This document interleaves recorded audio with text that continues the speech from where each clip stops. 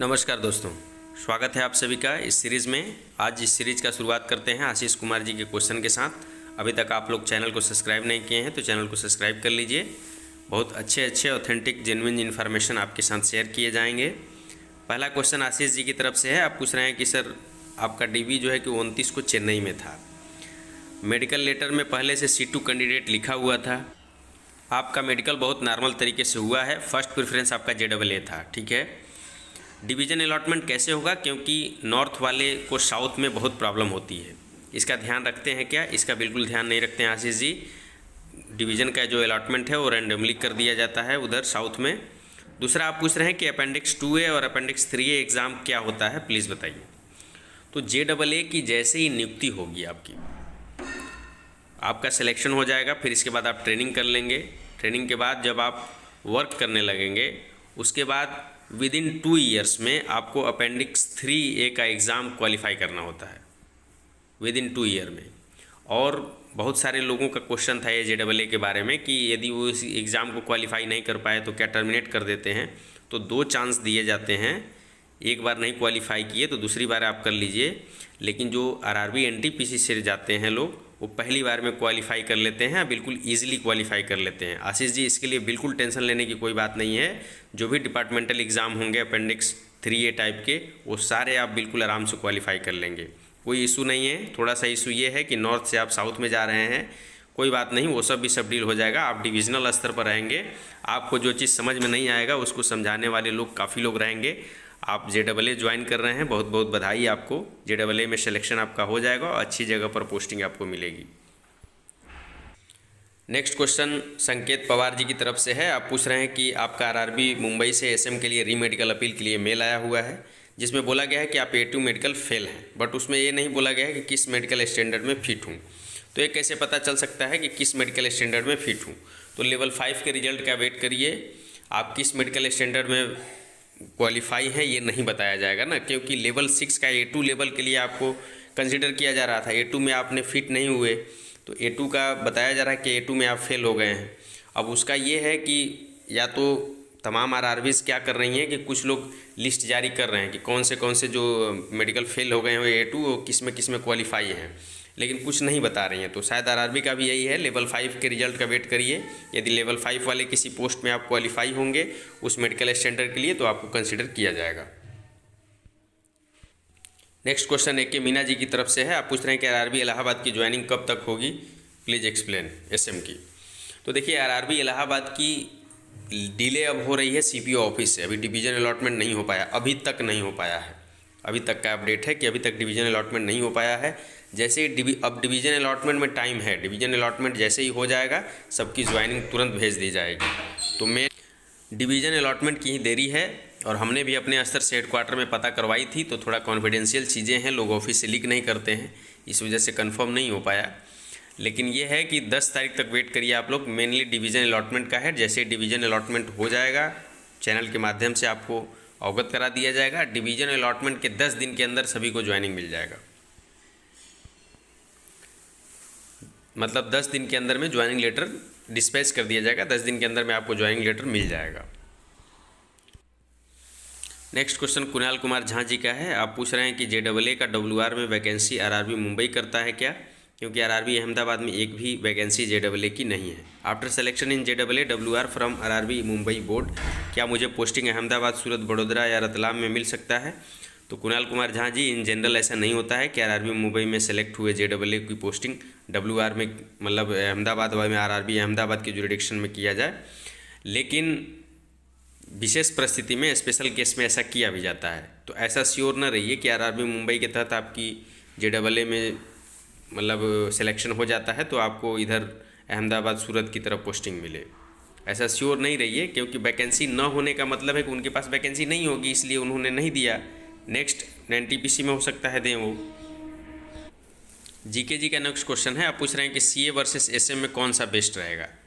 जाहिर सी बात है CA बेस्ट है, CA बिल्कुल हर दृष्टि से बेस्ट है, हर दृष्टि से बेस्ट है CA SM से, ठीक है। CA ज्वाइन करिए, यदि किसी को CA SM में कन्फ्यूजन है तो CA लेना चाहिए। न्यूज एंड लर्निंग हब की तरफ से क्वेश्चन है कि सर सीनियर CCTC की ट्रेनिंग JATI पे होती है या फिर डिवीज़न खुद चेक करवा लेता है। तो सीनियर CCTC की जो ट्रेनिंग होती है वो JTI पर होती है। JTI जो zonal training centre training institute हैं वहाँ पर होता है। कौशल हुड्डा जी की तरफ से क्वेश्चन है कि आप आर्मी से 31 जुलाई 2020 को रिटायरमेंट हुए हैं और रेलवे ने नोटिफिकेशन में 31 मार्च 2020 तक के रिटायरमेंट मांगा है। लेवल 5 में सिलेक्शन हो गया आपका, कोरोना की वजह से 3 मंथ डिले रिटायरमेंट हुआ है। मेरे पास CO का कन्फेशन लेटर है जिसमें 31 मार्च को रिटायरमेंट का सेंक्शन था। तो DB में कोई प्रॉब्लम होगी यदि CO का लेटर है, कन्फेशन लेटर है, तो कोई दिक्कत नहीं होगी इसमें आपको। शिशिर मिश्रा जी का क्वेश्चन है, आप पूछ रहे हैं कि सीनियर CCTC कमर्शियल इंस्पेक्टर बन सकता है क्या?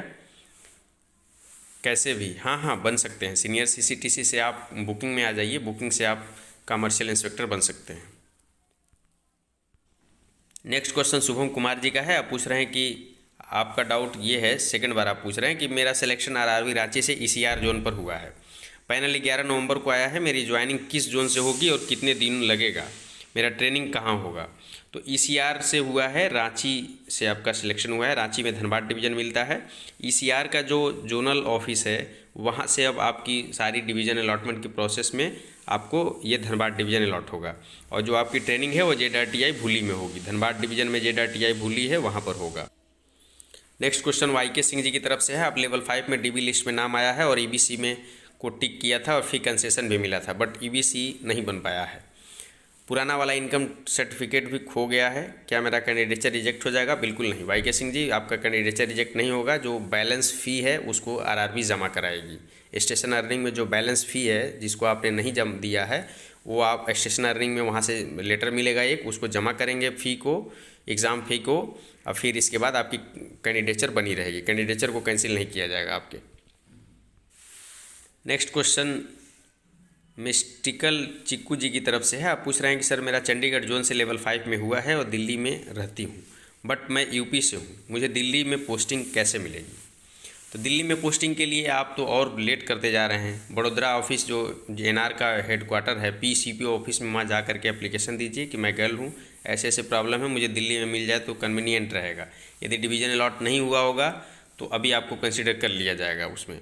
और दिल्ली में मिलने के चांसेस 50% है, क्योंकि 2 डिवीज़न में पोस्टिंग होती है, एक आपका अम्बाला डिवीज़न है और एक आपका दिल्ली डिवीज़न है।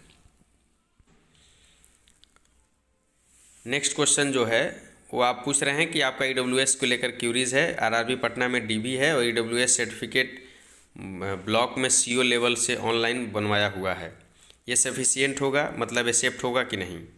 ये सफिशिएंट भी रह रहा है, लेकिन SDO तक मांग रहे हैं कि SDO तक होना चाहिए, SDM तक होना चाहिए आपका, ठीक है। तो वहाँ से देख लीजिए बन जाए तो, वरना वहाँ जाएंगे तो वो टाइम भी दे देंगे इसको, या तो इसको एक्सेप्ट करेंगे या आपको फिर से बनवाने के लिए टाइम दे देंगे। ऋतिक कुमार मीना जी पूछ रहे हैं कि स्टेशन मास्टर के पेरेंट्स के लिए मेडिकल फैसिलिटी होती है या नहीं? बिल्कुल नहीं मीना जी, फैमिली के लिए, पेरेंट्स के लिए नहीं होती है मेडिकल फैसिलिटी। न तो मेडिकल फैसिलिटी होती है, न पास फैसिलिटीज़ होती है। हाँ, यदि इन स्पेशल केस किसी के फादर डेथ कर जाते हैं, उनकी विडो मदर हैं, तो उनको फैसिलिटी मिलती है सारी। अजीत रंजन जी का नेक्स्ट क्वेश्चन है, आप पूछ रहे हैं कि अगर DB में एक फॉर्म मिला, उसको भरते टाइम ईमेल ID और पिन कोड दोनों गलत हो गया है, तो पैनल भी बन गया है, तो ज्वाइनिंग लेटर कैसे मिलेगा मुझे? कोई दिक्कत नहीं होगा, जो आप पहले के एड्रेस दिए हैं उसी पर आपका ज्वाइनिंग आ जाएगा, उससे बहुत ज़्यादा दिक्कत नहीं है।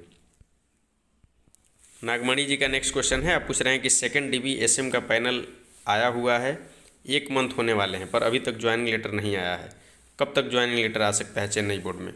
तो देखिए क्या होता है कि पहली बार में तो काम तेज़ी से होता है, अब सेकंड DB हुआ है इसलिए थोड़ा टाइम ले रहा है चेन्नई, और उसमें डिवीज़न अलॉटमेंट थोड़ा मामला जो है वो मंद गति से हो जाता है, फिर उसमें वो चार्म नहीं रहता है। फर्स्ट नहीं, सेकंड DB हो गया ना, तो सेकंड DB में हो जाएगा, थोड़ा टाइम ज़्यादा लगेगा पहले वाले से। यस मीना जी की तरफ से नेक्स्ट क्वेश्चन है, आप पूछ रहे हैं कि SM का DB और मेडिकल 29 नवंबर को पूरा हो गया है। DB के टाइम मेरे पेपर और पेन वाला SDM का बना हुआ ST सर्टिफिकेट नहीं था, तो चेयरमैन सर ने ओरिजिनल कास्ट सर्टिफिकेट को ले लिया, उसी फॉर्मेट में बना हुआ था जो चाहिए था। SDM सर ने बोला कि ओरिजिनल का दूसरा कॉपी निकलवा लेना ई-मित्र से, कोई प्रॉब्लम तो नहीं होगी, या फिर by post ST certificate RRB को सेंड कर दूं पेपर पेन वाला? तो बाई पोस्ट सेंड कर सकते हैं, कोई दिक्कत नहीं है। अब वैसे उन्होंने जब आपको दूसरा जमा करने के लिए बोला नहीं है तो कोई ऐसा भी ज़रूरी नहीं है कि आप दीजिए ही दीजिए। लेकिन यदि आप चाहते हैं तो या जा करके या फिर बाई पोस्ट भी सेंड कर सकते हैं। लेकिन जब पैनल आ गया है तो आपकी फ़ाइल तो आरआरबी में है ही नहीं, अब तो आपकी फ़ाइल को पूरी पीसीपी ऑफिस में भेज दिया गया है। तो यस मीना जी, छोड़ दीजिए, आपको कुछ नहीं करना है। आप डायरेक्ट डिवीज़न में ज्वाइनिंग के टाइम पर जब बुलाया जाएगा आपको डीबी के लिए, तब आपको जो देना होगा दीजिएगा, क्योंकि अब तो फाइल आरआरबी से मूव कर चुकी है पीसीपी ऑफिस के लिए जब पैनल आ गया। तो कुंदन जी पूछ रहे हैं कि आरआरबी बंगलौर में 3 डिवीज़न है, मैसूर, बंगलौर, हुगली, तीनों में से बेस्ट कौन सा रहेगा? All aspect. तो मेन जो हमारे जानकारी में है, बंगलौर से एक लोग आए भी हैं, तो बंगलौर डिवीज़न जो है वो बेस्ट है तीनों में। नेक्स्ट क्वेश्चन अभिनव सर फैंस की तरफ से है, पूछ रहे हैं कि बिहार में एसएससी से जल संसाधन विभाग में 2400 ग्रेड पे हुआ है, क्या मुझे Allahabad station master NCR join करना चाहिए? देखिए, हायर ग्रेड पे को बिल्कुल ज्वाइन करना चाहिए, लेकिन यदि आप घर से अप डाउन कर ले रहे हैं जल संसाधन विभाग में 2400 ग्रेड पे में, तो एक बार अपने फैसले पर पुनः विचार कर लीजिएगा स्टेशन मास्टर को ज्वाइन करने के लिए। ये फैसले आपके होते हैं कि कौन से ज्वाइन करने हैं, लेकिन यदि 2400 ग्रेड पे पर घर से अप डाउन कर रहे हैं तो ही आप नहीं ज्वाइन करिएगा, वरना यदि बाहर रह के 2400 ग्रेड पे को ज्वाइन कर रहे हैं, भले वो 50 किलोमीटर ही हो, 60 किलोमीटर हो, तो बिल्कुल आप स्टेशन मास्टर को ज्वाइन करिए। यहाँ कैरियर ग्रोथ और पे अपग्रेडेशन जब आ गया है तो बहुत अच्छी कैरियर ग्रोथ है, इसलिए आपको ज्वाइन करना चाहिए स्टेशन मास्टर को। लेकिन यदि आप घर से अप डाउन कर रहे हो, घर के अकेले हों, तो फिर आप 2400 ग्रेड पे में वर्क करिए, अच्छा रहेगा। राहुल जी की तरफ से नेक्स्ट क्वेश्चन है, आप पूछ रहे हैं कि एक आंख से विजन बिल्कुल नहीं है, नियर ना ही डिस्टेंस, मुझे C2 मेडिकल फिट करेंगे। C2 मेडिकल फिट करने के लिए ग्लास के साथ आपकी विज़न होनी चाहिए। यदि ग्लास के साथ विज़न नॉर्म के हिसाब से है तो आपको मिलेगा, ग्लास के साथ विज़न आनी चाहिए। यदि ग्लास के साथ भी विज़न नहीं आ रही है तो प्रॉब्लम होगा। नेक्स्ट क्वेश्चन अविनाश सिंह जी का है, बहुत ही हॉट क्वेश्चन, इन्होंने अच्छा क्वेश्चन पूछा हुआ है कि आप पूछ रहे हैं कि गुड्स क्लर्क पार्सल क्लर्क जो पूछ रहे हैं, ECRC पूछ रहे हैं, इसमें से कौन सा बेस्ट रहेगा, किसमें नाइट ड्यूटी नहीं करनी पड़ती है?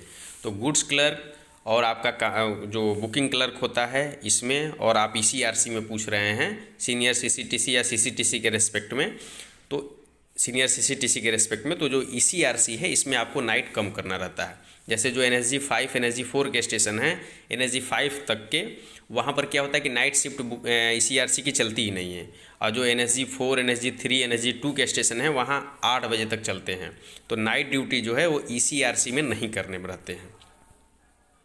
चंदन वर्मा जी का नेक्स्ट क्वेश्चन है, आपके मार्कशीट में अमेंड किया गया है, 11 नंबर कम ऐड था 7th पेपर में, यूनिवर्सिटी ने न्यू मार्कशीट में सुधार दिया है, 11 नंबर आपके बढ़ गए हैं, तो आप डिवीज़न में अपनी सुधरी हुई मार्कशीट को देंगे और साथ में एक एफिडेविट भी लगा दीजिएगा। उसमें एफिडेविट लगा दीजिएगा मंडल रेल प्रबंधक के नाम से, जिस डिवीज़न में आपकी पोस्टिंग हुई होगी, और लिख दीजिएगा कि मेरा मार्कशीट में यूनिवर्सिटी के द्वारा सुधार किया गया है, इस वजह से मैं नया वाला मार्कशीट दे रहा हूँ। तो एक एफिडेविट के साथ नया वाला मार्कशीट आप ऐड करवाएंगे। नेक्स्ट क्वेश्चन अजब गजब की तरफ से है, आप पूछ रहे हैं कि platoon commander in UP police से पूछ रहे हैं और NTPC CA की बोल रहे हैं, इनमें से कौन बेस्ट है? तो बेस्ट आपकी CA पड़ेगा, कमर्शियल अप्रेंटिस को ज्वाइन करिए, कमर्शियल अप्रेंटिस बेस्ट रहेगा। नेक्स्ट क्वेश्चन मेघना जी की तरफ से है, आप पूछ रहे हैं कि आपके पापा ने 2 शादी की है, परमानेंट एड्रेस उसी पर है, कोर्ट केस चल रहा है फैमिली टू फैमिली के बीच, इससे कोई डॉक्यूमेंट वेरिफिकेशन में कोई प्रॉब्लम होगी? पुलिस वेरिफिकेशन में इससे कोई प्रॉब्लम नहीं होगी, डॉक्यूमेंट वेरिफिकेशन में भी कोई प्रॉब्लम नहीं होगी इससे, ठीक है। दूसरा क्वेश्चन आपका है कि आप प्रेग्नेंट हैं, क्या मेडिकल में कुछ प्रॉब्लम होगी? कोई प्रॉब्लम नहीं होगी, ठीक है। नेक्स्ट क्वेश्चन आपका यह है कि डिलीवरी के बाद ज्वाइन होता है तो क्या मैटरनिटी लीव मिलेगा? बिल्कुल नहीं मिलेगा, डिलीवरी के बाद यदि आप ज्वाइन करते हैं तो मैटरनिटी लीव नहीं मिलेगा आपको। नेक्स्ट क्वेश्चन अनिल कुमार जी का है, आप बोल रहे हैं कि चेन्नई से SC कैटेगरी में SM से A2 मेडिकल फिट नहीं हो पाए हैं आप, और लेवल 5 में सेलेक्ट हुए हैं। GG और सीनियर CCTC के लिए 55 पोस्ट हैं, A3 मेडिकल आपको मिला है, बट टाइपिंग नॉट क्वालिफाई है, तो क्या अभी भी पैनल से बाहर हो सकता हूँ? बिल्कुल नहीं, आपको सीनियर CCTC मिल रहा है, मिल जाएगा अनिल कुमार जी। नेक्स्ट क्वेश्चन विजय कुमार जी का है, आप पूछ रहे हैं कि बिहार में राजस्व कर्मचारी हूँ और मुंबई से लेवल 5 में फर्स्ट प्रेफरेंस GG और सेकंड प्रेफरेंस सीनियर CC है, क्या मुझे ज्वाइन करना चाहिए कि नहीं? तो देखिए इसमें मेन फैसला आपका होगा। क्राइटेरिया हम आपको बता देते हैं कि जी ज्वाइन करेंगे तो 70+ से स्टार्टिंग आपकी सैलरी होगी और विदाउट डोनेशन कोई एक पैसा का किसी से कुछ नहीं, मेहनत आपकी रहेगी और पेमेंट बहुत अच्छा मिलता है। जी आपको मिल जाएगा। तो चॉइस आपको करना है। जी ज्वाइन कर लेंगे तो फाइनेंशियल रूप से आप बिल्कुल मजबूत रहेंगे, कोई भी चीज़ कर सकते हैं। लेकिन राजस्व कर्मचारी हैं तो उसमें पेमेंट कम है। फैसला आप लीजिए। मेरे समझ से जी ज्वाइन करना चाहिए।